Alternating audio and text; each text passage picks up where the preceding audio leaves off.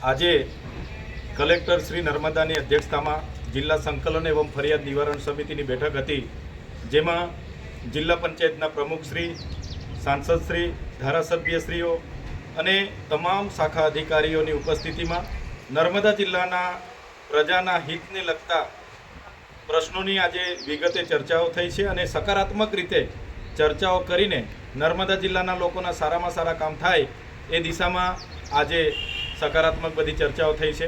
અમે પણ જિલ્લા પ્રમુખ સાહેબ સાથે મળીને આજે જિલ્લા સંકલન સમિતિની બેઠકમાં અનેક પ્રશ્નો રજૂઆતો કર્યા છે, જેમ કે જમીન વિહોણા લોકોને 6 તાલુકામાં એમનું સર્વે થાય અને એમની જે પ્લોટની માંગણી હોય એમને પ્લોટ આપવામાં આવે.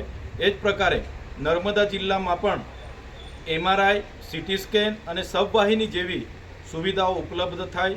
એ જ પ્રકારે જે રોડ રસ્તાઓ છે એ પણ સત્વરે એ પૂર્ણ કરવામાં આવે. સાથે સાથે વન વસાહતના જેટલા પણ ગામો છે એમને રેવન્યુમાં તબદીલ કરવાની પ્રોગ્રેસ કરવામાં આવે અને જે પણ રેવન્યુના ગામોને લાભો મળે છે એ એમને પણ મળે, એ પણ અમે રજૂઆત કરી. સાથે સાથે તુમડાવાડી ગામ જે જંગલ ખાતામાં વસેલું છે એને પીવાના પાણી, રોડ રસ્તા, આંગણવાડી, શાળાની એમને વ્યવસ્થા કરવામાં આવે.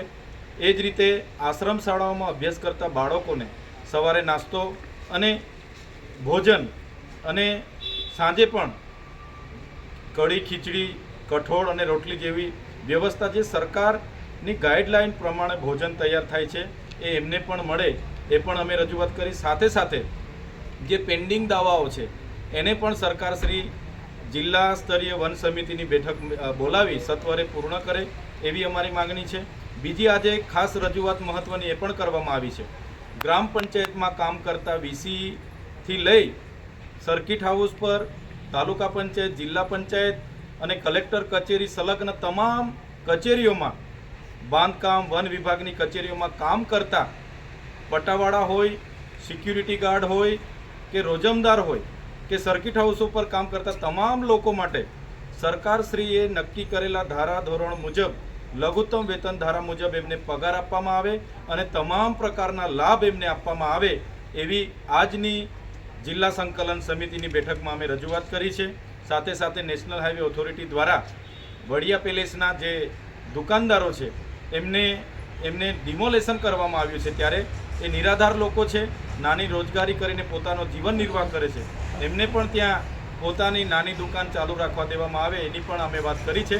અને તમામ રજૂઆતોમાં જિલ્લાના માન્ય કલેક્ટરશ્રી, જિલ્લા વિકાસ અધિકારીશ્રી, DCF શ્રી, નિયામકશ્રી બધા જ લોકોએ સાથે મળીને અમને વિશ્વાસ આપ્યો છે કે આ તમામ કામગીરી સત્વરે થશે અને જે ચિગતા તાલુકો, જે નવરચિત તાલુકો છે એમાં પણ તમામ કચેરીઓ ટૂંક જ સમયમાં એનું બાંધકામ ચાલુ થઈને ત્યાં કાર્યરત કરવામાં આવશે. એની તમામ બાબતોની આજે અમને ખાતરી મળી છે.